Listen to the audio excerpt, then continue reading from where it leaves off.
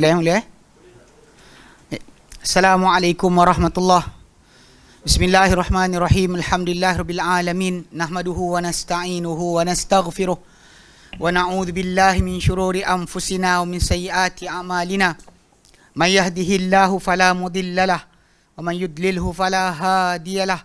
Asyhadu an la ilaha illallah wa asyhadu anna Muhammadan abduhu wa rasuluh. Allahumma salli ala Muhammad wa ala ali Muhammad kama sallaita ala Ibrahim wa ala ali Ibrahim wa barik ala Muhammad wa ala ali Muhammad kama barakta ala Ibrahim wa ala ali Ibrahim fil alamin innaka Hamidum Majid. Rabbi shrah li sadri wa yassir li amri wahlul 'uqdatam min lisani yafqahu qawli, amma ba'd. Alhamdulillah, kita bersyukur kepada Allah Subhanahu wa taala kerana dapat kita berkumpul lagi. Alhamdulillah, untuk menyambung kelas pengajian kita berkenaan dengan pengajian kita itu usul tafsir. Mana kita sampai ke akhir itu kita bincangkan berkenaan dengan turukut tafsir, jalan-jalan pentafsiran Al-Quran.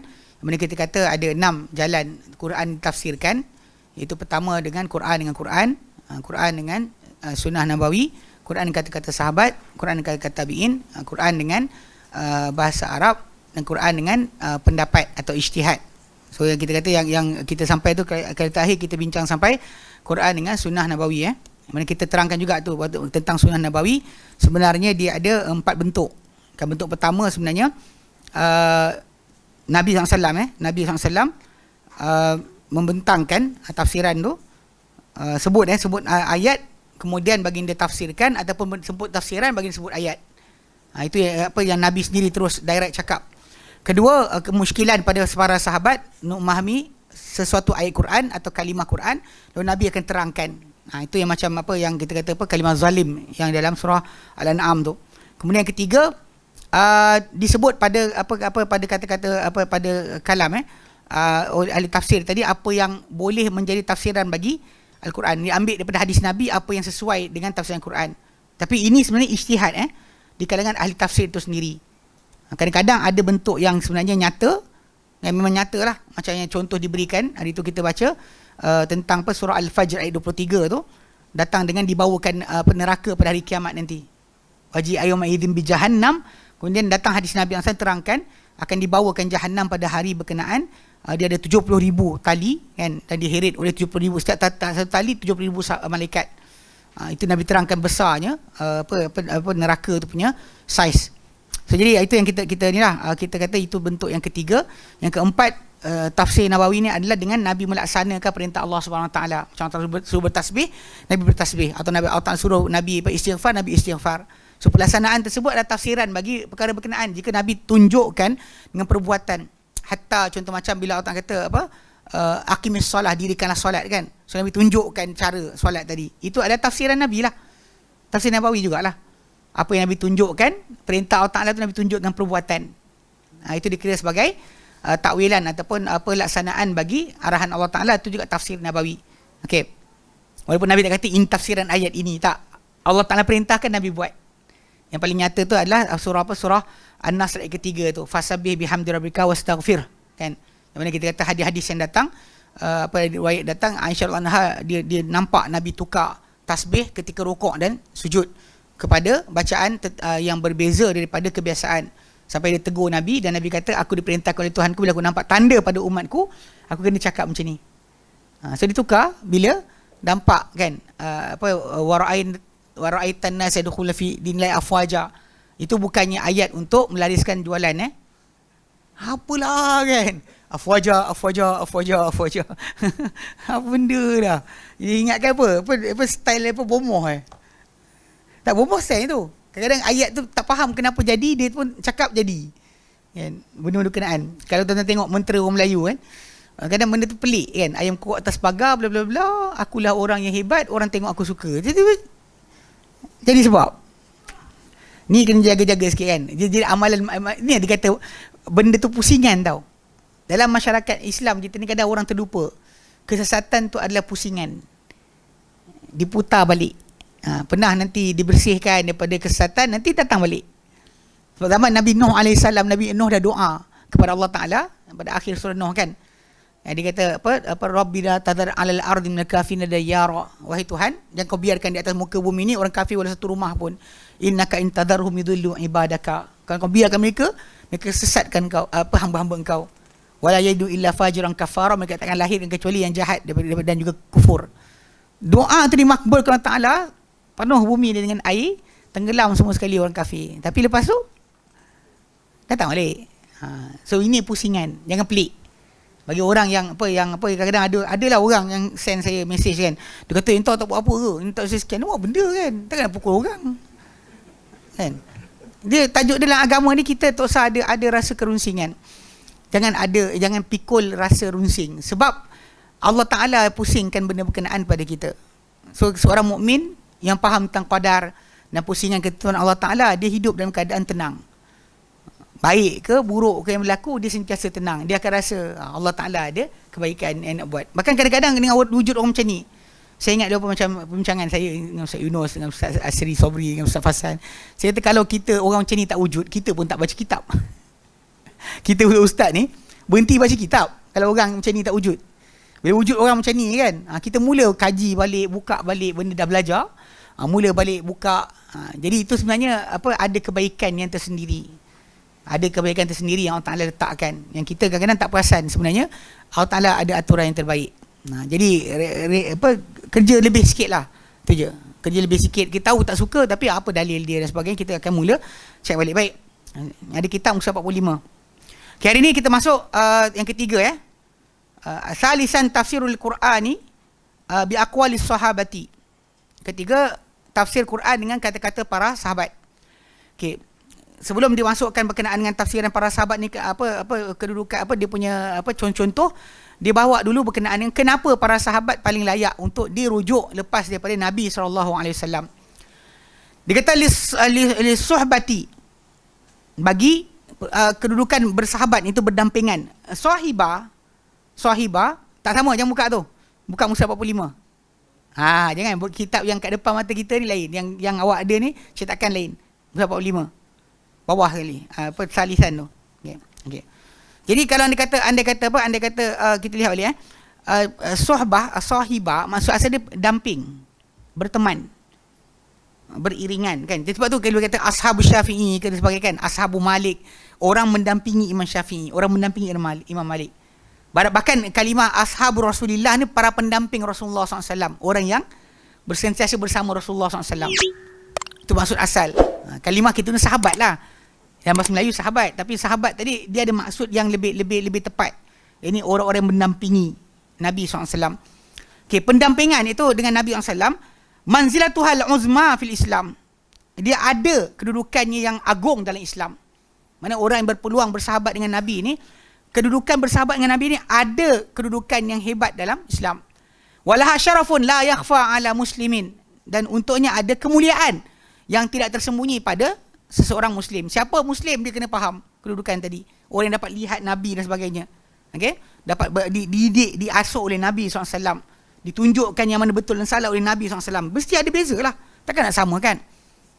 Ya. Idh yakfi fiha annaha ta'ni laqya Rasulullah SAW.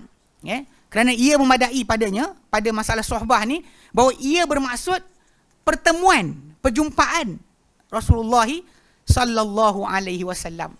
Kalau itu saja pun dah cukup. Kalau kita kata pertemuan dengan Rasulullah tu, itu saja cukup untuk kemuliaan.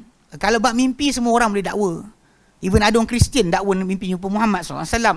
Bahkan ada orang daripada Kristian Mormon pun kata mimpi jumpa Muhammad sallallahu alaihi wasallam. Semua orang akan boleh dakwa.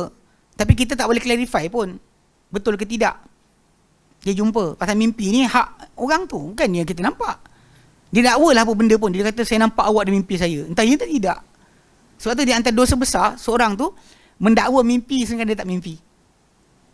Antara kabair seorang yang tak nampak apa dalam mimpi dia cakap dia nampak. Tapi memang banyak orang reka-reka amalan dengan cara tersebut.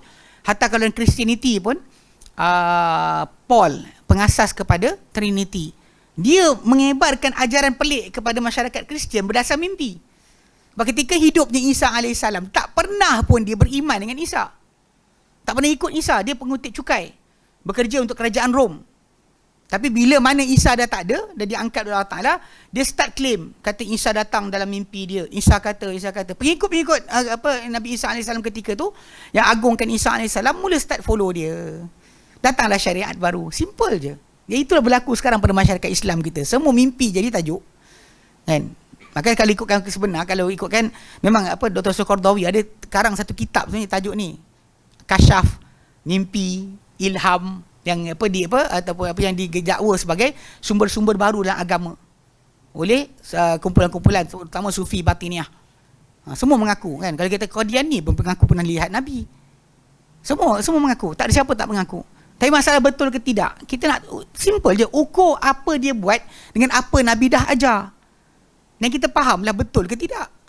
Kalau dia kata apa Nabi ajar lain, dia ajar lain. Takkanlah kita kata Nabi pinda pula. Bagi diorang ada pindaan baru. Ini lain Tok Guru kita nampak ni. Takkan salah. Yalah Tok Guru awak bukannya Nabi. Bolehlah salah. Terpeliknya pada manusia yang kadang dia kata takkanlah Tok Guru dah beribadat banyak, dah alim. Takkan dia boleh pindah agama. Sudut itu yang simple, itu semua paling mudah untuk kita ketahui kesesatan ataupun bukan sesat. Simple je. Kalau dia kata orang tu baik sekalipun, mungkin dia tersilap. Apa masalah dia? Dia bukan Nabi. Awak tak hormat ulama'. Kita ada ulama' lagi besar. Ni kita bincang ni, para sahabat. Ini ulama' yang terbesar dalam Islam. Lepas Nabi SAW, tidak ada ulama' yang terbesar untuk anda agungkan, hormati, patuhi kata-kata mereka banding para sahabat. Kalau siapa tak ada manhaj ni masalah. Disiplin ilmu dia rosak. Kan? Pasal everybody akan claim guru dia bagus. Setiap zaman, setiap masa ada orang akan dakwa guru dia lagi baik daripada orang lain, daripada siapa-siapa saja. Tapi kalau orang tu faham tentang kedudukan para sahabat mengatasi siapa saja yang lain, dan dia akan selamat. Siapa yang tak faham dia masalah. Kadang-kadang ayat kan, tak hormat ulama'. Saya tanya, saya hormat ulama', tapi ulama' mana awak maksudkan? Kalau kata ulama' Nusantara, saya kata hormatlah, tapi dia takkan mengatasi para sahabat. Tak nak kata dua orang telah berjaya menemui bla bla bla bla bla melalui ilham dan mimpi dan kasyaf. Walaupun sahabat Nabi tak jumpa, tapi dua orang telah berjaya. Takkan kot kan? Kadang-kadang words yang dilafazkan oleh manusia ni, dia tak perhatikan balik apa dia cakap. Dia tak tengok betul-betul apa benda dia cakap ni. Cuba fikir balik. Kadang-kadang ada orang tak fikir tau. Dia cakap dia tak fikir. Betul dia fikir balik kan, betul dia gelak seorang. Saya ingat waktu kat Perlis kan sekali tu. Saya diberikan tajuk. Kalau hari Ahad biasa tajuk kontroversi letak kat masjid yang ada gaduh-gaduh dengan orang. Saya alhamdulillah tak kena lah macam Dr. Rozaimi. Dr. Rozaimi kan ada orang duk tekak dengan dia kan. Saya setakat saya pergi tak pernah kena lagi lah. Pasal saya kasar sikit. Saya garang sikit kan. Dia cakap-cakap banyak nanti saya punya cara jawab tu agak menjengkelkan. Jadi diorang tak nak lah. Mungkin sebab tu kot. Nak kata Dr. Zaimi mesti lagi hebat lah. Tapi orang berani bertekak dengan dia. Saya setakat pergi tak pernah ada orang tekak dengan saya. Tapi ketika tu tajuk dia adalah pengurusan jenazah mengikut mazhab Syafi'i. Bincang dekat masjid, orang geng-geng buat bid'ah. Awak yang macam mana agak? Jadi bila diorang cakap benda hujah, saya bagi hujah balik. Dia cakap benda, saya hujah balik. Dia kata apa masalah dia Ustaz kalau kita nak berdoa lepas daripada dah habis solat, kita doa lagi, atau kita start isytiharkan saya waris bla bla bla, kalau dia ada hutang. Saya kata Nabi SAW tak nak solat jenazah orang yang berhutang. Nabi tahu sebelum ke selepas solat? Sebelum lah. So Nabi tanya sebelum ke selepas? Sebelum lah. Kalau ni kita tanya selepas buat apa? So Nabi tak nak solat jenazah orang yang ada hutang diketahui sebelum selepas. Saya kata sebelum lah. Nabi tanya sebelum. Ni apa benda dia ada ni? Apa benda sekian-sekian? Nabi tanya.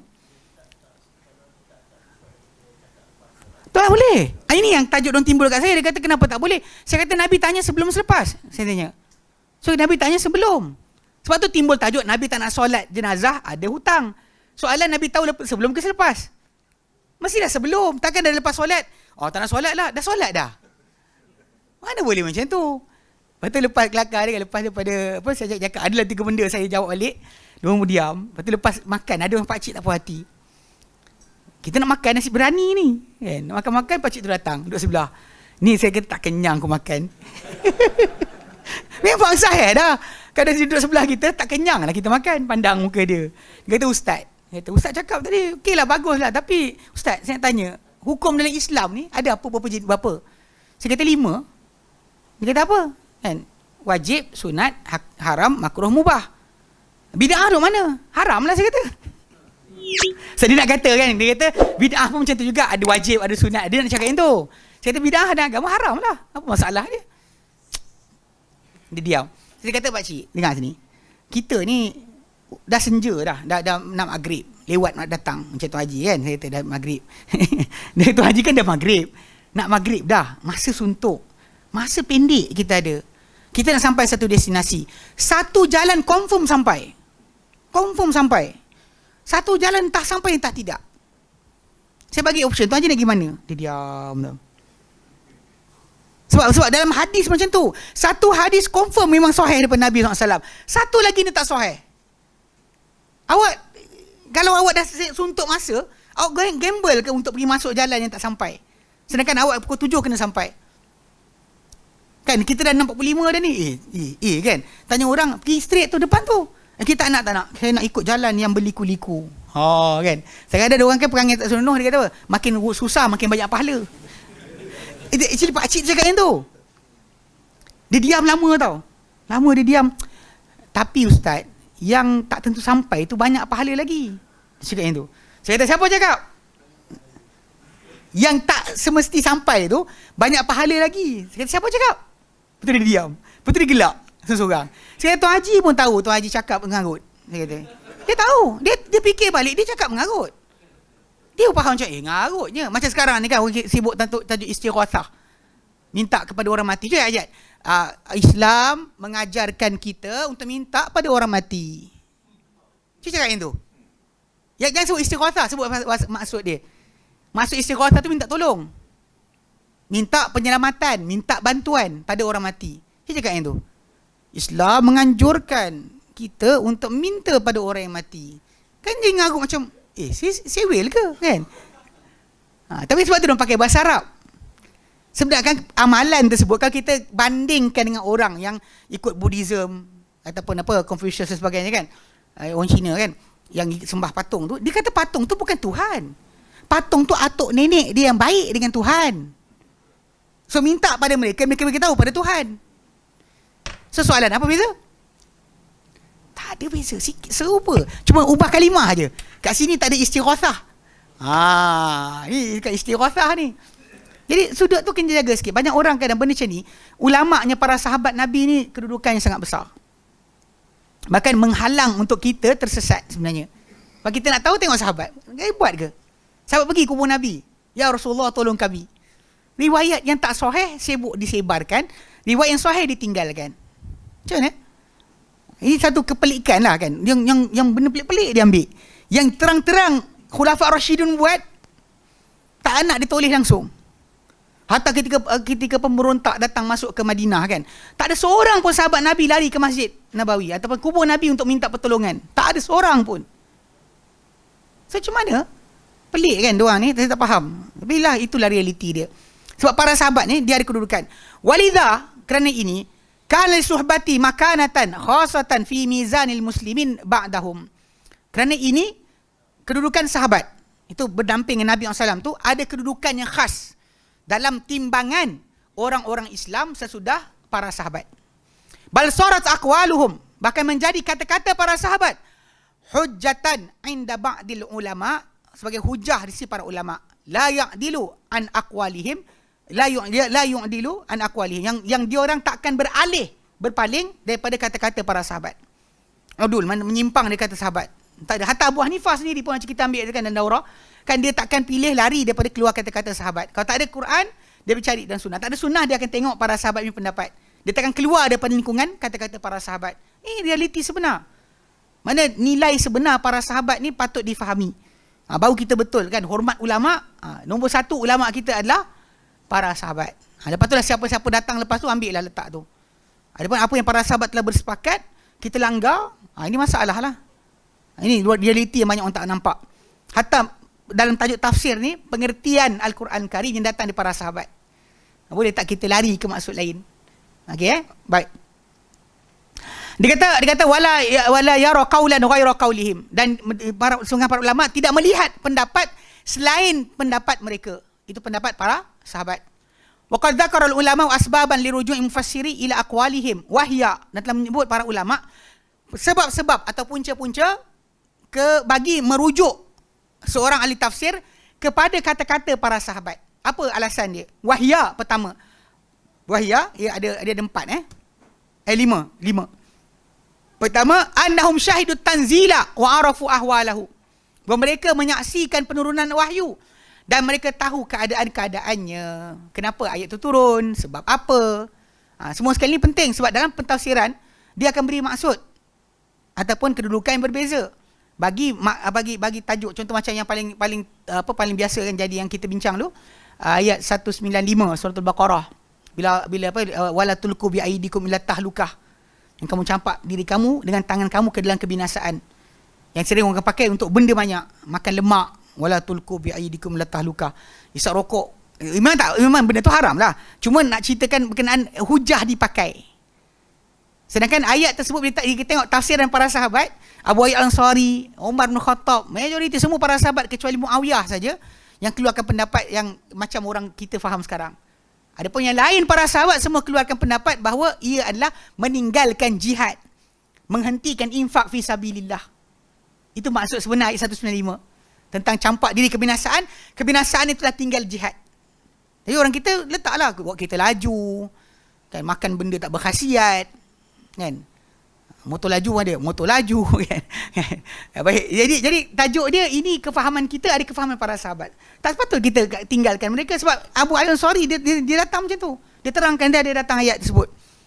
Mana dia tegur orang yang menyangka maksud ayat itu ikut pendapat mereka. Diorang kata ayat ini turun pada kami, orang-orang Ansar, dia kata. Dia cakap macam tu, direct dia cakap. Dia ceritakan keadaan. Jadi memang diorang saksikan ayat tu turun. Diorang saksikan juga keadaan ayat itu turun. Sebab tu diorang yang patut utama dirujuk dalam masalah pengertian yang maksud bagi ayat-ayat Quran atau kalimah-kalimah Al-Quran yang mana ada daripada mereka diriwayatkan. Kedua, annahum ahlul lisanil ladzi nazala bihil Quran. Bahawa mereka adalah ahli lidah yang dengannya turun Al-Quran. Kan Quran turun dengan lidah Arab. Dan lidah Arab yang asli, bukan lidah Arab yang dah campur aduk dengan dengan falsafah dan sebagainya. So balik pada asal diorang lebih faham maksud Quran dibanding orang lain. Sebab Quran turun dengan bahasa mereka. Ini yang saya perhatikan banyak orang dia tak boleh pegang tajuk ni. Kerana para sahabat dah tafsirkan, dia masih lagi nak masuk nyondol kat situ. Tapi ikut kamus ni, kamus tu kita kata siapa awal? Saya ingat seorang abang tu. Jumpa tak tahu apa jadi kat dia. Tak, dia actually betul. Dia ada hari tu dia buat blogspot. Dia terangkan tafsir Quran dengan sains lah apa benda entah, mengarut kan. Lepas tu saya ingat lepas 3-4 kali saya bercakap dekat atas ni dan ceramah saya sebut tentang nama dan sebagainya kan. Lama-lama dia block. Tak boleh masuk dah. Kalau tak saya tunjuk depan-depan dia punya video, dia punya website tu. Dia datang, dia kata kononnya dia jusasi pegawai kerajaan tinggalkan kerja, lepas tu sibuk dengan tafsiran Al-Quran dan sebagainya lah. Jadi bila dia sebut buat macam tu kan, dia kata macam tu, even LGBT pun dia nak masuk campur juga. Dia kata ini kerana tak mengikut tafsir Quran yang betul. Dia cuba nak bagi idea dia lah. Tapi saya ingat lah bila time bincang dengan dia, timbul tajuk-tajuk tu. Saya kata para sahabat Nabi dah terangkan maksud ni. Dia kata dalam kamus ni, dia kata dia tak nak terima yang apa para sahabat, apa Nabi cakap, dia tak nak terima. Tapi kamus dia pegang. Saya kata bang, kamus yang pegang ni bila dibuat?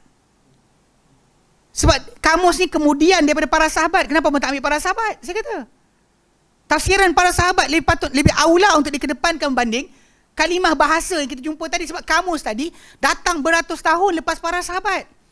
Zaman para sahabat tak ada kamus kan diorang memang bahasa tu bahasa mereka. Macam orang Melayu kita kata mana ada jalan-jalan bawa kamus, ada? Bang sekejap Ustaz. Kamus yang bahasa pustaka buat kat rumah kat tangan. Ustaz tanya apa tadi?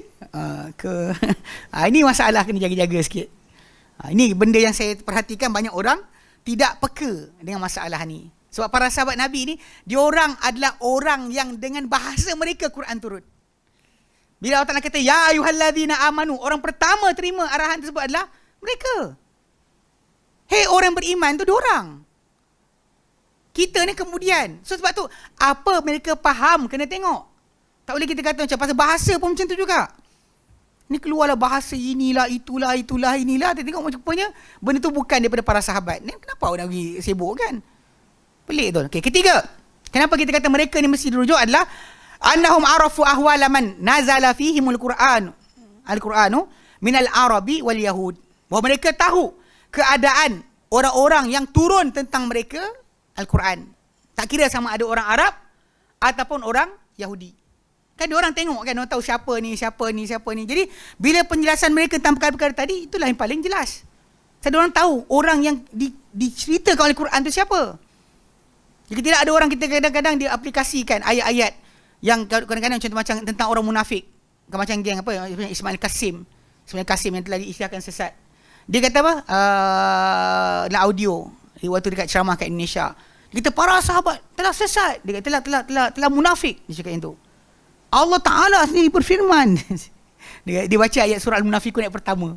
Sedangkan syahadah yang disebut dalam ayat tersebut berbeza dengan syahadah kita yang diajar oleh Nabi SAW. Pasal Nabi adalah ayat berkenaan kata idza ja'akal munafiquna qalu nashhadu innaka la rasulullah. Bila datang pada engkau Muhammad, orang-orang munafik, mereka berkata, sesungguhnya engkau benar-benar Rasulullah. Yang Nabi ajar kita untuk syahadah, asyhadu anna Muhammadar Rasulullah, tak ada innaka. Tak ada apa dengan emphasize la Rasulullah, tak ada pun. Tak serupa pun. Jadi kadang-kadang diorang ni aplikasi ayat tadi turun pada siapa? Kan orang Arab ke, munafik ke? Kena faham. Tapi banyak orang kadang-kadang dia tak tengok benda ni dan keluar terjemahan baru, para sahabat telah munafik. Berarti kata, ada berapa orang sahabat? Saya kata, bagi saya nama. Siapa sahabat munafik tu? Yang kita orang sekarang, pakai nama dia, pakai cerita dia untuk beramal dengan agama. Bagi nama. Tak ada. Tak ada. Saya kata, bawa lah nama, saya nak tahu. Kok nak kata Omar ke? Nak kata siapa ni? Siapa nak cakap sebagai sahabat yang kata munafik ni? Bagi tahu nama. Sebab siapa yang munafik tadi tidak termasuk daripada orang-orang yang diambil daripada mereka agama. Macam Abdullah bin Ubay. Mana ada kita riwayat hadis daripada Abdullah bin Ubay? Qala Abdullah bin Ubay, qala Rasulullah. Mana ada? Faham tak? So basic ni sangat jelas. Cuma dia lepas jauh kita, dan kita pula yang belajar agama ni tak faham tradisi tadi. So orang-orang yang sesat ni dia boleh masuk main-mainkan kita. Dia mainkan tentang kita terima Quran, tapi tak terima translation yang awak bawa. So kita kata bawa translation baru. Awak ahli Quran ke? Macam kita sebutkan ahli Quran. Dia kata bukan. Kalau bukan ahli Quran, siapa ahli Quran? Quran bukannya awak turun dengan bahasa awak, bukan awak tulis sendiri. So macam mana saya nak faham ni? Kalau bukan sahabat Nabi, awak nak baca tulisan, bacaan pun awak ambil dari sahabat. Bacaan Quran kita ni diambil daripada para sahabat. Mereka yang ceritakan balik bacaan tu macam mana. Alhamdu ke alhamdi ke alhamda. Awak baca macam mana? Mana ada baris asalnya? So itu basic yang kena faham. Okay, kemudian keempat kenapa? Salamatu maqsadihim. Keelokan tujuan mereka. Maksud atau niat mereka ni sangat selamat. Benda ni sebenarnya Allah Ta'ala jamin. Kalau kita lihat dalam surah Al-Hujurat ayat yang ke-11 ke? Ya. Allah Ta'ala kata wa'lamu anna fikum Rasulullah. Sekejap. Dah saya bacalah. Kalau tak ni tak tempat pun kita tengok ni. Tengok apa, dengar saya baca je. La'anitum. Okey, surah Al-Hujurat ayat yang ke-7. Allah Ta'ala nyatakan dalam ayat berkenaan, a'udzubillahi minasyaitonirrajim, wa'lamu anna fikum Rasulullah. Ketahuilah tengah-tengah kamu ada Rasulullah. Kemudian Allah sebut, lau yuti'ukum fi katsirin minal amri. Kalau Rasul utusan Allah ni ikut kamu pada banyak urusan, banyak perkara, la'anitum, kalian akan jadi sukar. Okay, sebab apa? Sebab kalau ikutkan Nabi SAW, keliling baginda orang-orang yang rapat. Yang ni pak mentua dia, Abu Bakar Umar. Yang ni menantu dia, Osman Ali. Yang ni anak saudara dia, yang ni sepupu dia. Base dia kalau celah, macam kalau kita lah jadi apa, ahli parlimen ke, ahli Dewan Undangan Negeri ke, lepas tu anak beranak kita keliling kita, rasa-rasa keputusan kita buat macam mana? Mesti macam kita nak buat je ni projek. Last sekali hala tuju kita kan bengkok. So kalau lah Nabi SAW, Allah kata lau yuti'ukum fi kathirin min amri, kalau Rasul ni ikut kamu pada banyak perkara, la anitum, kamu akan disukar. Sebab Islam yang jadi itu bukan lagi Islam versi Allah Ta'ala turunkan, tapi Islam versi Abu Bakar, Islam versi Umar, Islam versi Ali, Islam versi sekian. Sebab semua orang akan ada permintaan masing-masing. So soalan sekarang ni, macam nak buat? Sebab basically memang semua orang akan ada keinginan tersendiri. Semua orang akan ada desire yang dia nak. Sekarang ni masalah dia macam mana nak jadikan Islam tu tulen, pure, tidak berubah. Pasal kita tengok semua agama macam tu ajaran. Belajar silat macam tu. Tok guru asal macam ni. Datang anak murid, pak pecah 5. Datang pak pecah 6, pecah 20. Kan? Semua orang tak boleh sebagainya. So kalau kita perhatikan, dia kata kat situ, okay? La anitum, kalian akan jadi sukar. Kalau Rasul ikut kamu pada banyak perkara, la anitum, kalian akan jadi sukar. So penyelesaian dia, walakinallaha habbaba ilaikumul iman. Tapi Allah Ta'ala yang sukakanlah hati kamu ni iman. Wa zayyanahu fi qulubikum. Allah Ta'ala hias iman dalam hati kamu. Allah Ta'ala hias iman dalam hati kamu. Wa karraha ilaikumul kufra. Allah Ta'ala bencikan dalam hati kamu kekufuran, wal fusuqa, kefasikan, wal isyan, dan kemaksiatan. Ulaika humur rasyidun, mereka adalah golongan yang mendapat petunjuk. Perhatikan, ayat ini sebenarnya adalah jaminan Allah Ta'ala tentang para sahabat punya hati adalah apa tujuan agama mereka, hati mereka adalah paling bersih. Kita ni tak akan dapat tinggalkan harta kita berebut. Para sahabat Nabi tak macam tu. Allah Ta'ala sebut dalam ayat ke-7 surah Al-Hujurat tu, jadikan mereka ni tidak seperti orang lain. Sebab tu Islam terjaga. Terpelihara Islam daripada sebarang peralihan, pertukaran. So mereka tak ada versi yang diorang sendiri punya, tapi semua versi yang Nabi SAW bawa. Sebab Allah Ta'ala yang kata karraha ilaikum zayyanahu fi qulubikum, Allah Ta'ala hias iman dalam hati para sahabat. Itu perbezaan. Sebab tu kita kata kat sini, dia kata apa? Yang keempat, salamatu maqsadihim. Selamatnya akan tujuan ataupun niat mereka. Para sahabat punya niat adalah yang sangat bersih. Tidak ada seperti orang lain. Saksi kita surah Al-Hujurat ayat ke-7. Pasal orang yang dimaksudkan dalam ayat berkenaan, yang Nabi tak ikut perintah mereka, arahan mereka, kalau Nabi ikut, Islam akan rosak, maka Allah Ta'ala jadikan apa? Pusing hati mereka supaya jadi menuruti agama. Itu sebab dia. Kalau tidak, Quran kita ada ni pun tak boleh percaya. You have to doubt. Faham tak? Ini pun kita akan terpaksa sanksi. Tapi oleh kerana mereka penjaga agama yang Allah Ta'ala jadikan untuk membawa Islam selepas ketiadaan Rasulullah SAW, ini terjaga sebab bukan cetakan ni karya Bistari. Quran lah, Quran. Bukan Quran. Terjaganya Al-Quran itu kerana mereka. Jadi kena faham, sebab tu kita tak boleh nak lari dari para sahabat. Dan kelima, husnu fahmihim. Eloknya kefahaman para sahabat Nabi SAW. Ya, kerana A, diorang perhatikan nak wahyu turun. B, kerana mereka sendiri bangsa Arab. C, kerana Nabi yang ajar mereka kalau mereka ada keliru. Diorang punya keadaan macam tu. Tak ada mandai-mandai. Sebab tu pada zaman mereka dahulu tak ada pening kepala. Kita kalau zaman kita sekarang ajar orang, solat malam pun pening kepala. Kita ajar dia kan, kita bawa hadis Nabi tentang solat malam. Lepas tu dia angkat tangan. Ustaz, mana lagi elok? 4, 3 ke? 2, 3 ke? 2, 1 ke? Kita macam, buatlah mana satu yang rasa benar. Nak tahu yang mana lebih afdol. Kita macam masalah kan. Para sahabat Nabi tak macam tu. Apa Nabi ajar, dia amal apa yang dia dengar. Apa dia dengar hari ni kan, dia tak pening kepala. Itu diorang paling sikit takalluf. Hatta kalau saya perhatikan lah, macam kalau tuan-tuan ingat kan, perpecahan umat Islam kita ada empat maqam. Tempat berdiri mazhab Syafi'i kat sini, Hanafi kat sini, Maliki kat sini, Hambali kat sini dekat Mekah. Benda tu kalau kita ikut daripada kata-kata Ibnu Amir As-San'ani, telah terjadi lepas 500 Hijrah. Di mana semua mazhab tadi tak nak solat dengan mazhab yang lain. Alasan kerana bukan mazhab saya. Mazhab dia kalau sentuh perempuan tak batal, mazhab saya batal. Yang seorang tu kata, oh ini tak sekian, saya punya batal, dia tak batal. Jadi last sekali semua asing mazhab, asing imam. Yang tak pernah dibuat oleh Nabi SAW dan para sahabat. Dan bahkan para sahabat Nabi, kalau diikutkan, diorang pun ada idea ataupun khilaf dalam pendapat. Macam saya pernah sebutkan berkali-kali, saya kata Umar, dia tak terima tayamum ganti mandi. Tayamum ganti mandi wajib, bagi dia tak boleh. Orang tanya dia, bahkan buka Bukhari Muslim. Orang tanya dia, seorang lelaki jumpa Umar, dia kata aku junub, air tak ada. Nak buat apa? Umar kata tunggu sampai air ada, jangan solat. Lepas tu ketika tu adalah seorang lelaki, itu Ammar bin Yasir. Kata pada Umar, kan dia sahabat juga. Dia kata, ya Umar, kau tak ingat ke dulu kita sama-sama junub? Keluar disinkronis junub panggil. Junub bersama-sama. Allah Allah. Tapi banyak orang tanya saya kenapa. Ada para ulama kata kerana ialah apa saya geng-geng ni apa yang pernah terlibat dengan apa askar sebagainya, dia kata pasal sihat sangat. Sihat sangat kan, badan sihat sebagainya, jadi mudah keluar air mani. Tidur malam. Wallahu satu. Ada kata mimpi malam kot datang bidadari. Wallahu alam juga. Tapi yang pentingnya ada sinkronis junub. jadi Ammar kata, engkau junub, aku junub. Engkau tak solat, kata Ammar. Kau tunggu sampai dia. Aku golek-golek kat tanah macam bergoleknya binatang, betul aku solat.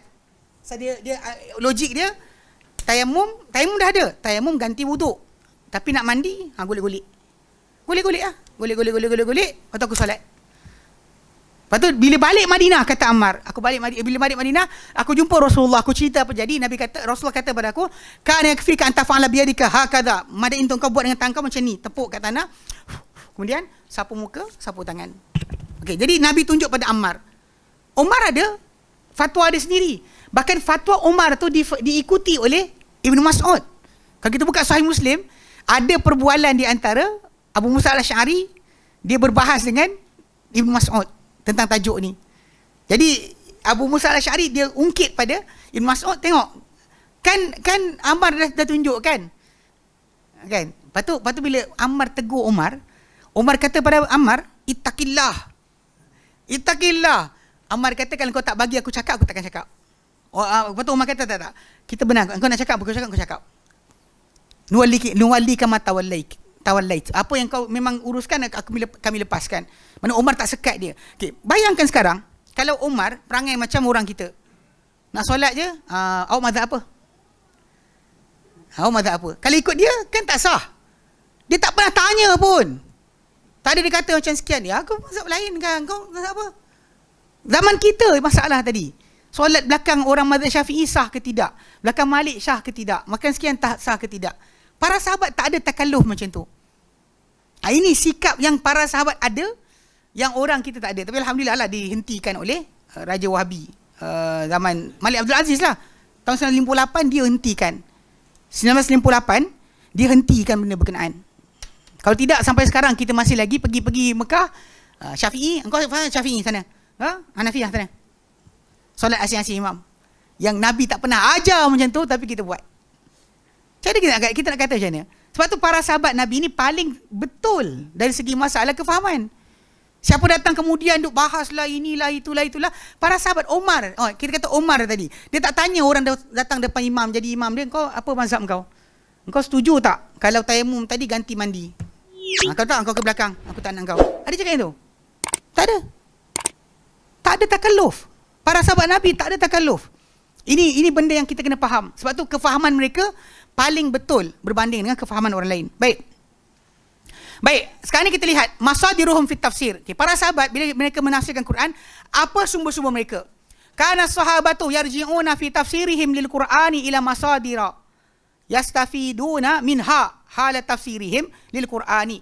Wa minha, dahulunya para sahabat merujuk dalam tafsiran mereka terhadap Quran kepada beberapa sumber yang mereka mendapat faedah daripadanya ketika pentafsiran mereka terhadap Quran. Minha di antaranya Al-Quran Al-Karim. Nanti kita akan jumpa contoh-contoh diberikan tafsiran Quran para sahabat, ijtihad mereka dan menafsirkan Quran dengan Quran. Okay. Kemudian kedua, as-sunnatun nabawiyatu, as-sunnatun nabawiyati, sunnah nabawi, al-lughatil arabiyyati, bahasa Arab. Keempat, ahli kitab. Okay. Kelima, al-fahmul ijtihad. Okay, yang kelima faham ijtihad. So jadi ada 5 sumber yang para sahabat gunakan ketika diorang tafsirkan Al-Quran. So kita akan baca satu persatu dan kita akan tengok contoh tentang tafsiran para sahabat ketika mereka tafsir Quran dengan Quran. Dan ini sebenarnya macam Syekh Muhammad At-Tayyar kata, dikira ijtihad para sahabat dalam perkara tadi. Ijtihad mereka dalam perkara berkenaan. Okay, baik. Cuma ijtihad mereka tak sama ijtihad kita lah. Kalau orang kata para sahabat ijtihad, kita ijtihad jugalah. Awak tahap apa? Dan bahasa Arab pun huwahum je. Kan? Level katabah, betul bang? Kita punya level kan, tasrif pun gagal. Tiba nak jadi apa, pakar tafsir. Saya tak pelik, tak faham. Kadang orang kita ni benda yang simple macam tu pun tak boleh faham. Sebab kedudukan para sahabat kita langkau, tak langkau mereka. So bila diorang berijtihad pun, ijtihad mereka ni berbeza dengan apa yang kita ijtihadkan. Baik. Okey, wa kanu fi kulli hadhil masadiri, dan mereka dahulu pada setiap sumber-sumber ini adaqqu min ghairihim fil istifadati, lebih teliti, lebih halus berbanding orang lain daripada para sahabat dalam pengambilan faedah.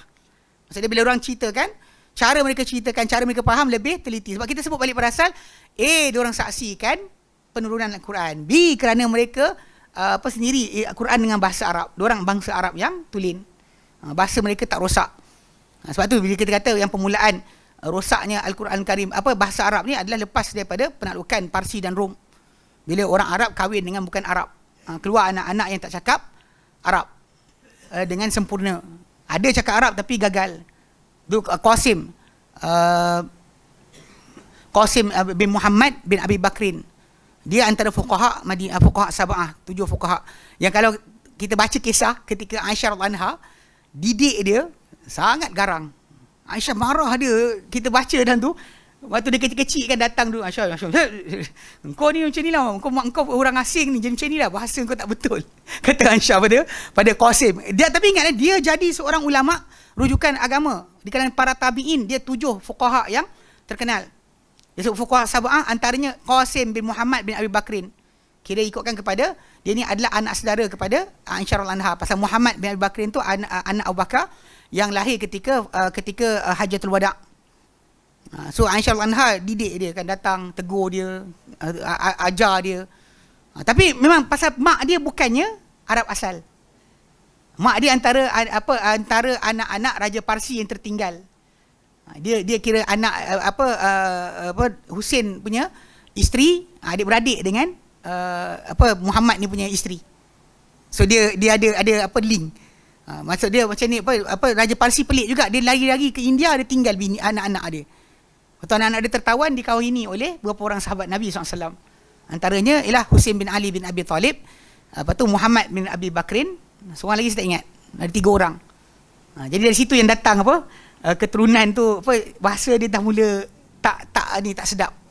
Dah mula. Tapi macam itulah Aisyah radhiyallahu anha sangat tegas dengan dia. Okay, jadi kita kata jadi zaman penaklukan Islam tu, itu yang menyebabkan bahasa Arab makin rosak. So para sahabat tak mengalami keadaan tadi. Diorang dalam keadaan bahasa Arab masih lagi tulen. Sebab tu diorang boleh faham Quran dengan betul. Okay, tak ada orang belajar Quran tinggalkan amal, mana ada? Tak ada orang yang belajar Quran, belajar kenal diri, tak solat. Mana ada? Para sahabat tak solat, mana ada? Tapi pelik kan kita sekarang ni, ada orang yang belajar Quran, belajar kenal Tuhan, tak solat. Tak tahu kenapa kan? Jadi 5 tu 5. Jadi dia kata mereka ni dahulu dalam semua sumber ini lebih teliti berbanding orang lain daripada dalam pengambilan faedah. So kita pergi one by one. Sumber pertama para sahabat, Al-Quranul Karim. Al-Quranul Karim. Dia kata sabaqa an dzukirat fil mabahats sabiqi, telah berlalu bahawa disebut dalam kajian yang sebelum ini. Tajuk yang kita bincangkan tentang tafsir Quran atau tafsiran Nabi SAW. Dia kata fil mabahats sabiqi, dalam tajuk yang sebelum ini, anna Rasulullah SAW fassara al-Quran bil Quran, wa Nabi tafsir Quran. Tafsirkan Quran dengan Quran. Macam ayat yang kita sebut tu 82 Al-An'am dengan 13 Luqman. Nabi yang interlinkkan, hubungkan untuk maksud zalim dalam 82 Al-An'am dengan maksud zalim dalam surah Luqman ayat 13. So Nabi sebutkan, Nabi terangkan maksud ini dengan ayat ini. Okey, Nabi sendiri dia kata waqad salaka as-sahabatu, dan sungguh telah menyusuri para sahabat hadzal manhaj yang sama ini, fafassaru bihi, lalu mereka bertafsirkan Quran dengannya. Itu dengan cara macam Nabi juga, mereka ambil ayat Quran, bawa Quran yang lain. Wa kana dzalika minhum ijtihadan, dan itu dari mereka adalah ijtihad. Tapi macam kita katalah ijtihad para sahabat mestilah lebih bagus dan baik berbanding orang lain. Wa min amsilati dzalika, di antara perkara itu adalah tafsiru qaulihi ta'ala, pentafsiran firman Allah Ta'ala. Dalam surah At-Tur ayat kelima. At-Tur ayat kelima. Was-saqfil marfu' demi atap yang diangkat. Atap yang diangkat. Qala Khalid bin Ar'ar telah berkata Khalid bin Ar'ar, sami'tu Aliyan, aku dengar Ali bin Abi Talib yaqulu as-saqful marfu', atap yang diangkat, huwas sama, ia adalah langit. Ia adalah langit. Okey. Pasal dalam ayat yang lain Ali kata apa? Dia sebut ayat surah Al-Anbiya 32. Al-Anbiya 32, Ali bin Abi Talib baca dan dia nak terangkan as-saqfil marfu' tu. Dia baca pula ayat 32 surah Al-Anbiya. Dia kata waja'alna as-samaa saqfan mahfudha, dan kami jadikan langit atap yang melindungi, atap yang dilindungi. Wahum an ayatiha mu'ridun, dan mereka daripada bukti-buktinya mereka berpaling. Atap yang atas ni terpelihara, terjaga. Jadi dalam ayat surah Al-Anbiya tu sebut sama saqfan mahfudha. So, jadi dia Ali ambil ayat ini untuk tafsirkan ayat surah Tur tadi. Was-saqfir mahfudha. Apa atap yang diangkat? Ia adalah langit itu sendiri. Okey. Wa fassara Umar radhiyallahu anhu taala, dan telah menafsirkan Umar radhiyallahu taala anhu qauluhu taala, firman Allah taala dalam surah At-Takwir ayat ke-7. At-Takwir ayat ke-7. Wa idzan nufus zuwijat, dan bila jiwa-jiwa dipasangkan. Kalau kita buka dan terjemahan Quran yang ada, kita akan jumpa kebanyakan orang akan ambil maksud bila jiwa dipasangkan, yakni dipasangkan roh dengan jasad. Mana roh, jasad dah ada, roh dimasukkan balik. Kebanyakan orang tafsirkan wa idzan nufus zuwijat dengan maksud dipasangkan, yakni dipasangkan dengan rohnya. Okey. Faqala, maka Umar berkata, ini tafsiran Quran yang Umar sendiri katakan. Dia kata apa? Humar rajulani ya'malanil amala fayadkhulani bihil jannata. Ia adalah dua orang lelaki yang beramal satu amalan, iaitu yang serupa, lalu mereka dua masuk syurga dengan amalan tersebut. Sebab dia kata apa? Waqala, dan Umar baca firman Allah Ta'ala dalam surah As-Saffat ayat 22. As-Saffat 22. Uhsyurul ladzina zalamu wa azwajahum. Himpunkanlah orang-orang yang zalim dan apa? Pasangan-pasangan mereka. Okay, kat sini orang kata ingat pasangan tu isteri, tak. Orang yang serupa dengan mereka. So kalau kita buka balik dalam surah Zumar contohnya kan, memang semua orang yang masuk syurga atau neraka sebenarnya dia akan masuk ikut pasangan masing-masing. Kan Nabi ceritakan bahawa syurga ni dia ada pintu-pintu ikut amalan masing-masing. Orang yang rajin solat, ada pintu solat. Orang rajin puasa, pintu Rayyan nama dia. Ada pintu sedekah, ada pintu jihad. Tapi ingat benda-benda tersebut amalan sunat tambahan. Kalau yang wajib kita serupa. Tapi orang yang beramal, contoh macam ahli puasa, pintu Rayyan tu untuk orang puasa sunat. Ada orang kata macam baca Ramadan, ni untuk kita lah ni. Tak. Itu untuk orang yang puasa sunat. Untuk nama gelaran ahli puasa ni banyak puasa. Macam bila ahli solat, banyak solat sunat. Bukan solat fardu. Sebab tu Abu Bakar tanya, ya Rasulullah, semua orang panggil dengan pintu masing-masing. Ada tak orang dipanggil daripada semua pintu? Nabi kata, aku harap engkau lah orangnya. Sebab apa? Sebab dalam riwayat yang lain datang kan, Nabi pernah tanya, siapa solat sunat hari ni? Umar kat, Abu Bakar angkat tangan. Siapa sedekah hari ni? Abu Bakar angkat tangan. Siapa sekian? Kena angkat tangan semua. Dan Nabi kata, aku harap engkau lah orangnya. Mana berpadanan dengan amal sunat tadi. Terkadang benda macam ni yang kita peringatkan balik lah. Kita kena masing-masing, ini peringatan saya dan tuan-tuan sekalian lah, perempuan sekali, pilihlah amal soleh yang kita boleh buat berterusan sampai mati.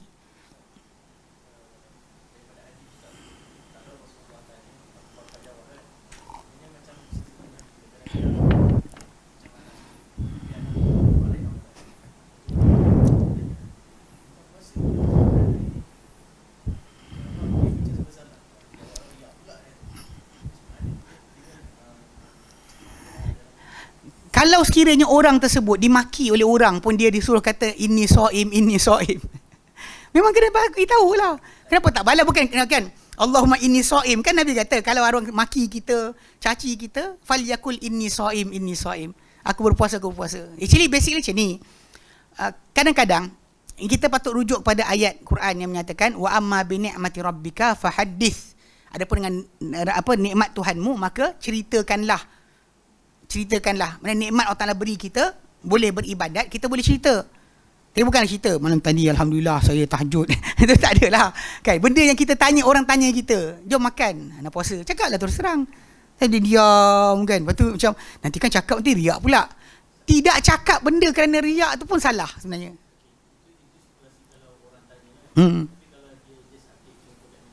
Oh, jangan cerita lah. Media sosial tak ada.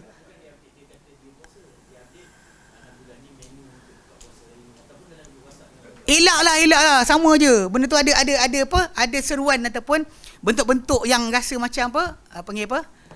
Humble, panggil apa? Bragging. Isteri saya panggil humble bragging. Mana belagak tapi dengan penuh rasa tawaduk.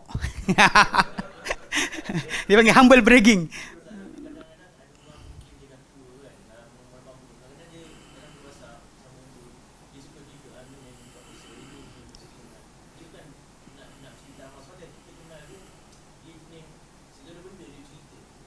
Dah itulah, tapi kena elak juga. Pasal kira ke sini, balik pada asas dia adalah kalau kita beramal, kalau boleh simpanlah banyak-banyak amal, hanya kita dengan Allah Taala je tahu. Simpan banyak. Macam tajuk sedekah lah. Kan dalam hadis Nabi SAW, dalam ayat surah Al-Baqarah 264, jap. Kan dalam ayat apa, in tubdus sadaqat fa ni'mahi. Kan surah Al-Baqarah ayat yang ke-271. Kan? Kalau kata in tubdus sadaqat fa ni'mahi. Kalau kamu nyatakan sedekah kamu, alangkah baiknya. Tapi wa in tukhfuha, tapi kalau kamu sembunyikan ia, wa tu'tuhal fuqara, kamu beri pada orang fakir, kan? Benda tu lagi besar sebenarnya. Kan pasal ayat berkenaan kan, fa huwa khairul lakum, ia lebih baik untuk kamu. Better lah. Kan? Bukan kalau kita ajak puasa, okey. Mengajak orang macam tu, besok nak puasa kan, hari Khamis, kita kata tuan-tuan sekalian, marilah banyakkan ibadat, jom puasa esok. Kita ajak, itu bagus. Adapun pada hari kita puasa, orang tak puasa, kita bagi tahu kita puasa, itu elak sikit lah. Ala kulihal, balik pada asal kan, kita kata kes ni ayat yang Omar tafsirkan zauj dekat situ, maksud dia berpasang-pasang, bukan pasang suami isteri, bukan pasang, maksud dia apa roh dengan jasad, bukan. Tapi maksud dia adalah orang yang setara amal dengan seseorang tu. Sebab tu Nabi SAW katakan pintu rayyan, siapa masuk, ahli puasa masuk, bila dah masuk semua ahli puasa, ditutup pintu tu, tak ada siapa akan masuk dah. So memang dalam surah Az-Zumar pun kan, Allah Ta'ala katakan wasiqal ladzina taqau ilal jannati zumara, dan akan dibawakan orang-orang yang bertakwa kan ke syurga, ilal jannati zumara, dalam keadaan berombongan-rombongan. Hatta idza ja'uha futihat abwabuha, datang kat syurga nanti dibukakan pintunya, untuk maksud dia orang-orang tu datang berkumpulan. Macam juga orang masuk neraka. Kan wasiqal ladzina kafaru ila jahannama zumara. Kan dibawakan orang kafir tadi ke dalam neraka pun dalam keadaan zumar. Macam dalam surah apa, dalam surah Amma yatasaalun kan. Surah Naba. Kan ada kan kullama ulqiya fiha faujun, bila setiap kali dicampak dalam neraka ni satu kumpulan. Sa'alahum khazanatuha, akan bertanya kepada orang masuk neraka yang grup tadi, penjaga neraka tanya, alam ya'tikum nadhir, tak pernah datang kepada kamu pemberi peringatan. So basically memang itu maksud Omar tadi betul. Kalau kita lihat balik, maksud dia kata apa, wa idzan nufus zuwijat, bila setiap jiwa tu dipasang-pasangkan, jadi dengan orang yang setara amal dengannya. Sebab tu ini siapa yang suka opa-opa kan, apa yang apa K-pop kan. K-pop, okay, dengar pasal kalau jaga-jaga tengok muka kan, asli Korea. Kau mati lah. Pasal orang tu siapa dibangkitkan dengan orang setara amal dengan dia. Kalau dia kata yang setara amal tu kan Korea, masalah. Kapi ikut mati ni, tengok muka, ni opa tu opa sikit kan. Jaga-jaga sikit. Sebab tu kita kata apa, macam Nabi sebutkan lah. Kan apa ma'an ahbabta fi dunya wal akhirah, engkau bersama orang yang kau sayang dunia dan akhirat. Itu satu poin yang ada, tapi dalam kes ayat ni himpunan kita bersama orang setara amal dengan kita. Ni jadi Omar tafsirkan dia tafsirkan ayat surat At-Takwir wa idzan nufus zuwijat, bila jiwa dipasang-pasangkan dengan apa, dia kata ini adalah dua lelaki yang amal dengan amalan dan mereka masuk syurga dengan amalan tersebut. Masuk bersama-sama syurga dengan amalan yang sama. Okey. Lepas tu dibacakan ayat surah As-Saffat 22, "Usyurul ladzina zalamu wa azwajahum." Himpunkanlah orang-orang yang zalim dan pasangan-pasangan mereka, orang yang setara amal dengan mereka. Ai qala darabahum. Darabahum maksud dia adrabahum maksud orang yang serupa macam mereka. Semisal dengan mereka. Ini tafsiran Umar. So jadi dekat sini apa yang Ali bin Abi Talib sebut ataupun Umar sebut ialah tafsir Quran lah. Tafsir Quran dengan Al-Quran. Banyak lagi sebenarnya macam ni yang kita lihat macam mana apa Ibn Abbas sendiri kadang dalam persoalan tertentu dalam tajuk ni macam Jabir bin Abdullah ada. Kalau kita lihat dalam Quran Karim banyak datang tafsiran para sahabat Quran dengan Quran. Tapi faham pada asasnya ini ijtihad mereka. Unless mereka kata Nabi sabda, baru jadi tafsir Nabawi. Jika tidak, ia adalah ijtihad mereka. Boleh jadi silap, boleh jadi betul, tak ada masalah. Tapi dia pasti lebih benar berbanding orang yang bukan sahabat. Pasti lebih benar. Okey, baik. Kedua, as-sunnah nabawiyah tu. Sumber kedua untuk para sahabat menafsir Quran adalah sunnah nabawi. Afada sahabatu minas sunnati nabawiyyati fi tafsirihimul Qur'ana. Mendapat faedah para sahabat daripada sunnah nabawi dalam pentafsiran mereka terhadap Quran. Wa hum fi ba'dil ahyani, dan mereka pada sebahagian keadaan, sebahagian waktu, yarwuna ma wasalahum. Mereka riwayatkan apa sampai kepada mereka.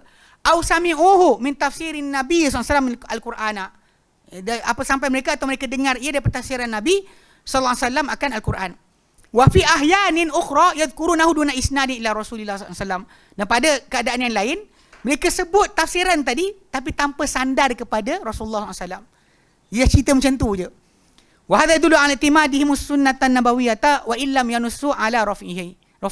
Ini menunjukkan kepada sandaran mereka pada sunnah nabawi, sekalipun mereka tak sebutkan dia kata Nabi sabda. Sekalipun tak sebut, tak rafa' kepada Nabi pun, maksud dia sebenarnya masih dekat situ. Balik pada asal macam kita kata, para sahabat Nabi jauh daripada perangai buat benda Nabi tak ajar. Itu basic. Lepas tu kadang-kadang bila kita nak tahu benda tu sunnah atau bid'ah, tengok sahabat buat tak. Orang yang cuba nak masukkan juga, tajuk berbeza tapi dia cuba masukkan juga. Contoh macam dia nak buat zikir menari. Nabi ajar zikir menari, para sahabat menari ke zikir tak ada pun. Tapi dia kata, tapi kan Ja'far tengah terlompat-lompat bila Nabi kata anta minni wa ana minka. Apa kaitan dengan zikir menari? Tak ada kaitan pun. Makanya macam la ilaha illallah, bukan macam tu pun. Bahkan dia tergembira kerana Nabi puji dia walaupun riwayat itu tak sahih. Kalau sahih sekalipun, dia bukan menjadi dalil untuk zikir menari. Faham tak? Jadi benda tu kadang-kadang saya perhatikan banyak orang dia tajuk sini dibantai kat sini, dibawa. Kalau ini boleh lah. Ini boleh lah, kan? Ini benda yang sangat salah lah. Cara pendalilan yang tak betul. Kita ambil dalil luar untuk bincang tentang berkenaan satu perkara. Kita ambil dalil lain, sandarkan pada benda, tak ada kaitan pun dengan tajuk ni. Tak ada kaitan. Apa yang dibuat, kena jaga-jaga sikit. Okay. Wa min amsilati dzalika. Di antara contoh itu adalah, tafsir Ibn Abbasin. Tafsir Ibn Abbas li qaulihi ta'ala. Tafsir Ibn Abbas bagi firman Allah Ta'ala, surah Qaf ayat 30. Ini kontroversial sikit. Sebutkan tapi tak baca tak boleh kan, kita kena baca semua. Okey. Dan tafsir Ibn Abbas dalam tentang firman Allah surah Qaf ayat 30. Allah Taala firmankan, yauma naqulu li jahannama halim talati wa taqulu hal mim mazid. Kan? Hari di mana kami kata pada Jahannam, Allah Taala akan kata pada neraka, adakah engkau telah penuh? Dan neraka kata, hal mim mazid, ada tambahan ke? Sebab neraka ni pada sudut yang Nabi terangkan dalam hadis yang lain, kan, bahawa dasarnya tak sampai, kalau ada yang orang dicampakkan dalam neraka 70 tahun tak sampai dasar lagi. Kan macam Nabi kata tentang orang yang berkata-kata kalimah yang tak redha, kan. Inna rajula, seseorang lelaki itu la yatakallamu bi kalimatin min sukhtillah, pasti berkata-kata dengan kalimah yang dari kemurkaan Allah Taala. La yulqi bihi bala, yang dia tak hirau dengan kata-kata tersebut. Yahwi biha, dia menjunam dengan sebab kata-kata tadi. Fi nari jahannam, dan neraka jahannam 70 kharifah, 70 tahun. Ni kan saya katakan, ni 3 saat. Bayangkan 70 tahun tak sampai dasar. Besarlah. Neraka tu besar. Okey. Sekarang ni apa yang dibincang ni adalah tunjukkan walaupun neraka besar, Allah Maha besar. Itu tajuk asal. Okey, dia kata apa? Qala fihi, berkata Ibn Abbas padanya, fawadha'a qadamahu, maka Allah Taala akan letakkan kakinya, qadamnya, faqalat hina wadha'a qadamahu fi qadin. Ketika itu neraka akan kata, ketika Allah letakkan kakinya ke dalam neraka, qadin, penuh, cukup dah, penuh dah. Fa Ibn Abbas dalam ini menafsirkan fassara hadhil ayata, ditafsirkan ayat ini bima ja'anin nabi, yang apa datang dari Nabi SAW, wa illam yusnidhu bi mubasyaratan ilaihi, sekalipun Ibn Abbas tak sandarkan ia kepada Nabi secara langsung. Dia banyak benda sebenarnya para sahabat buat macam ni, tapi dia kata wa hadha ya'ti ghaliban fi ma la majala lil aqli fi, dan ini kebiasaan datang pada apa yang tiada ruang untuk akal padanya. Baik, Ibn Abbas mana boleh nak reka-reka kata-kata tadi. Dan hadis ini sebenarnya, kata-kata ini sebenarnya marfu' kepada Nabi SAW. Okay?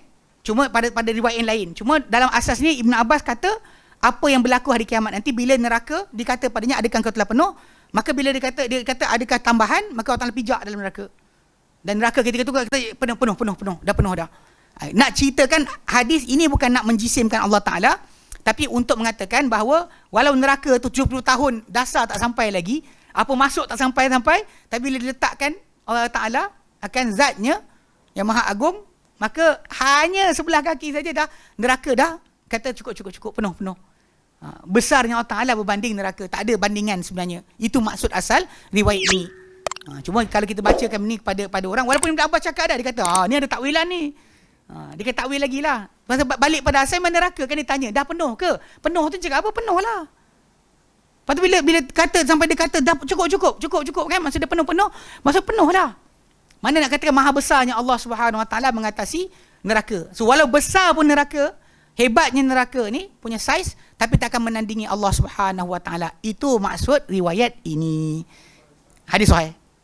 Riwayat ini sahih daripada Ibn Abbas. Ini problem sebenarnya bagi golongan yang suka mentakwilkan atau suka lari kepada majas dan sebagainya. Diorang tak ada sandaran daripada para sahabat. Itu problem dia. Kalau nak cerita para sahabat tak buat kerja macam tu. Takkan alihkan maksud. Diorang tahu maksud tapi tak tahu cara. Itu je. Faham maksud? Ya, faham maksud. Macam kita bincang lah, Allah di atas. Di atas lah. Lepas tu kenapa bila bincang berkenaan dengan tajuk amalan kita disalin, naik atas lah. Nak gimana lagi? Malaikat lepas salin amal kita, adu para Allah Ta'ala ke mana?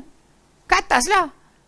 Takkan dia kata ni Isra' Mi'raj Nabi ke dekat rumah awak? Mana dia? Atas jugalah. Itu basic yang kena faham. Mana diorang tahu, tapi macam mana nak cerita dia tak tahu. Pasal kita dalam kaedah ahli sunnah adalah kita tahu kalimah, tak tahu cara. You know the word, you don't know how. So Allah Ta'ala tak ada contoh. Itu asas dia. Tapi faham maksud, fahamlah maksud, takkan tak faham pula. Tak faham. Tak faham. Mana boleh kita tak faham? Takkan para sahabat baca Quran dan tak faham. Nak kata kena datang ahli kalam berbincang baru kita faham kalimah tadi. Takkan kot. Sebab ilmu kalam datang kemudian. Bukannya daripada para sahabat. Itu basic yang kena jaga sikit. Jadi contoh lain kalau kita lihat selain itu macam hadis 4999 4699 kot. Tentang qadar. Kan kita hadis Ibnu Dailami.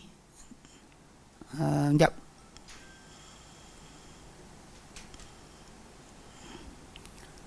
Dalam Sunan Abi Daud. Hadis nombor 4699. 4699 Sunan Abu Daud. Kan Ibnu Dailami, seorang tabi'in, jumpa Ubay bin Ka'ab. Dia tanya soalan tentang qadar. Ni tengok kan macam mana para sahabat Nabi, kadang dia tak cerita daripada Nabi, tapi benda tu daripada Nabi. Dan tahu ada riwayat lain daripada sahabat yang keempat baru dapat tahu.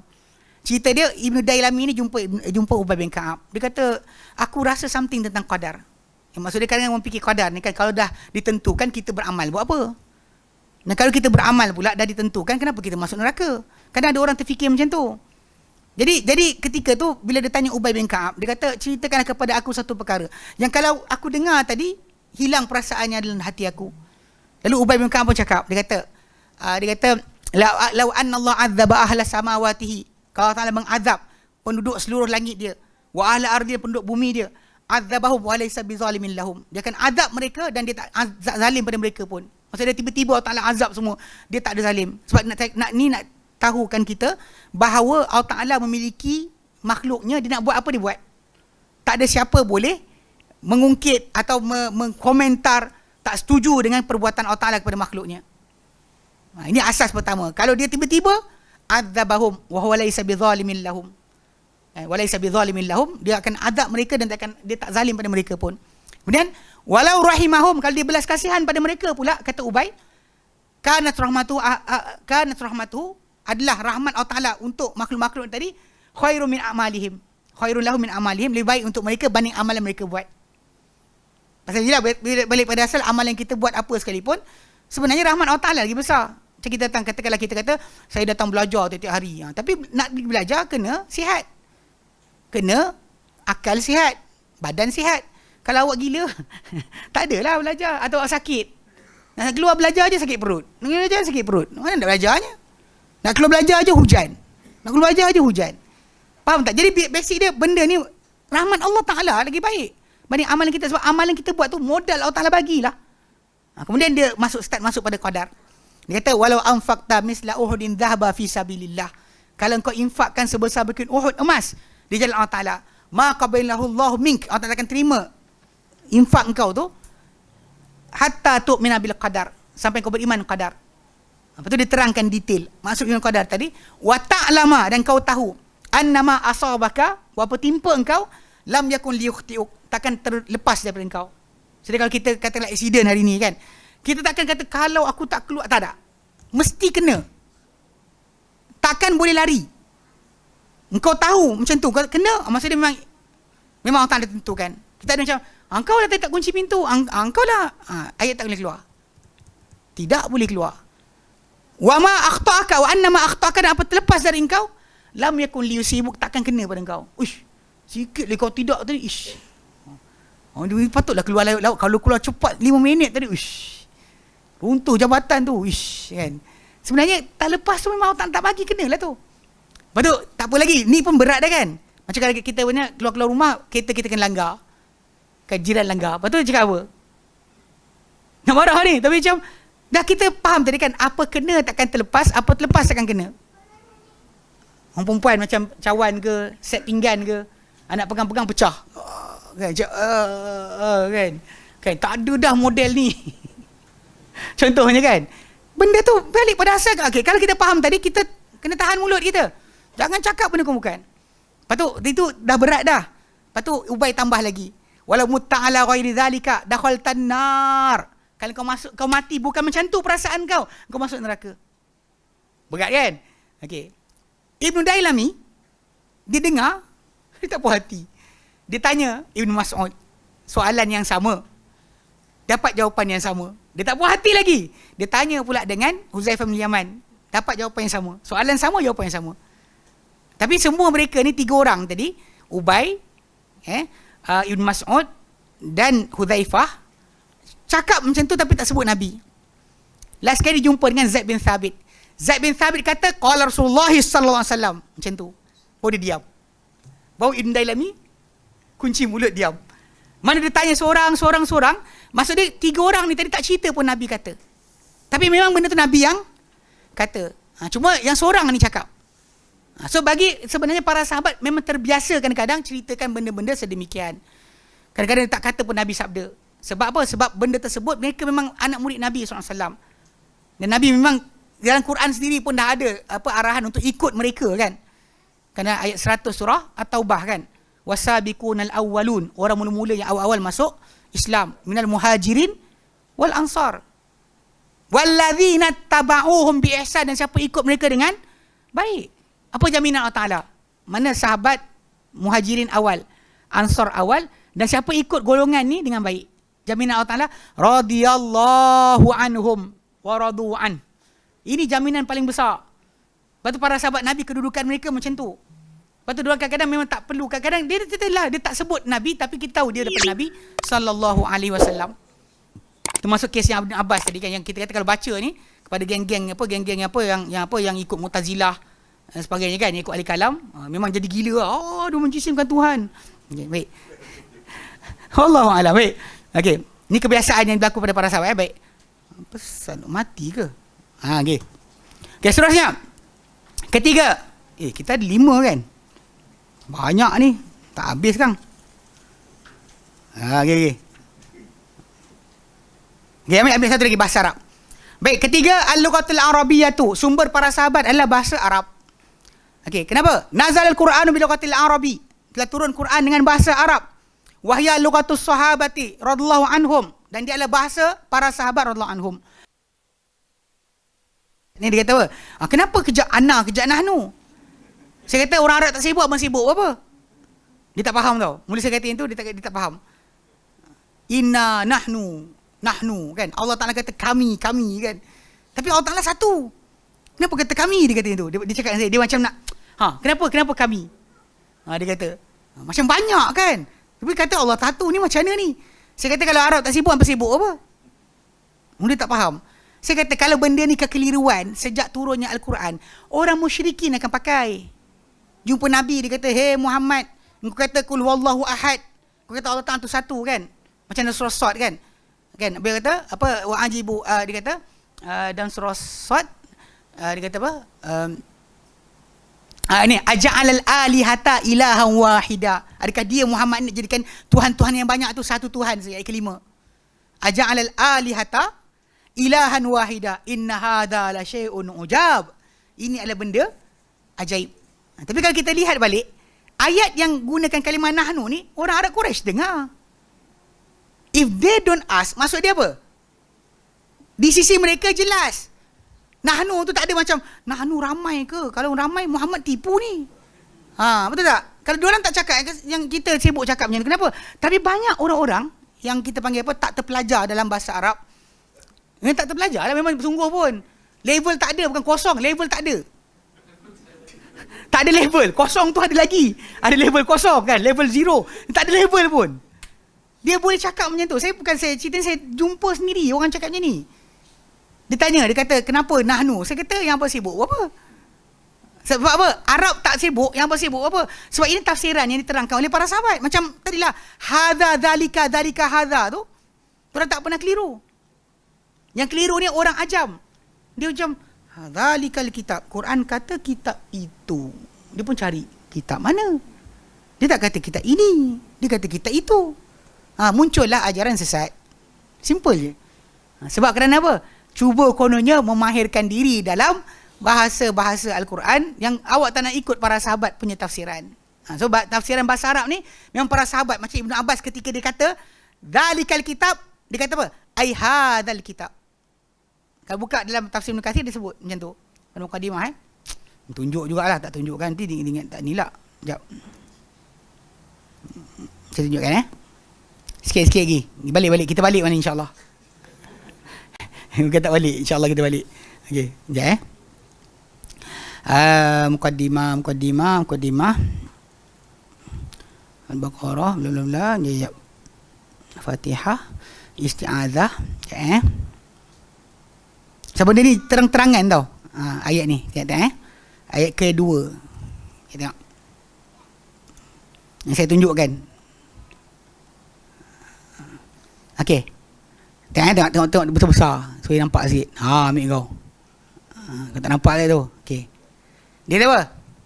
Qala Ibn Abbas, dzalikal kitabu la raiba fi. Qala Ibn Abbas, berkata Ibn Abbas, dzalikal kitab ai hadzal kitab. Kitab ini. Ini tafsiran dengan bahasa lah ni. Wa kadza qala Mujahid. Demikian dikatakan oleh Mujahid bin Jabr, anak Ibn Abbas, Ikrimah, wa Sa'id bin Jubair, anna dzalika bi makna hadza. Zalika tu maksud dia hadza. So selesai masalah kalau untuk belajar tafsir. Yang buka zalika, tapi cikgu bahasa Arab saya kata zalika itu.